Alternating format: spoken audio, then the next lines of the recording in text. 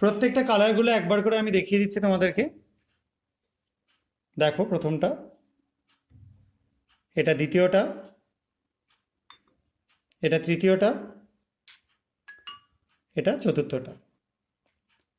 আমি কিছুটা আরও এই সলিউশন যোগ করে দিচ্ছি প্রথমটার মধ্যে, মানে দ্বিতীয়টার মধ্যে, তৃতীয়টার মধ্যে এবং শেষেরটার মধ্যে। দেখো কি কি কালার দাঁড়াচ্ছে। এটা দেখতে পাচ্ছ একটু ডিপ ব্রাউন কালার হয়ে যাচ্ছে। এটা দেখো আস্তে আস্তে লাইট ইয়েলো কালার হয়ে যাচ্ছে, যা কালার ছিল সেটা থেকে।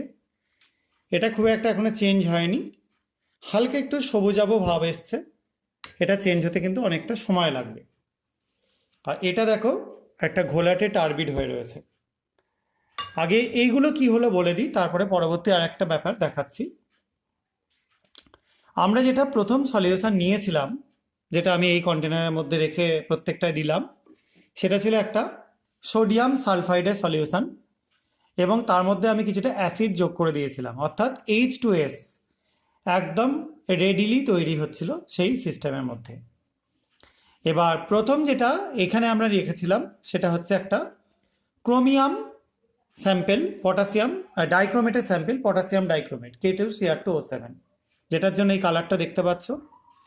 এর সেকেন্ডের যেটা ছিল, তার পেছনে আমরা নিয়েছিলাম একটা ছোট কন্টেনারের মধ্যে কিছুটা KMnO4 সলিউশন, যেটা এখানে দেয়াতে দেখো প্রথমে ইয়েলো হলো, মানে একটা রেড কালার হলো, তারপরে আস্তে আস্তে সেটা ইয়েলো হলো, এখন দেখো কালারলেস হয়ে গেছে, সাদা হয়ে গেছে, একটু টার্বিড বা ঘোলাটে সালফার তৈরি হওয়ার জন্য।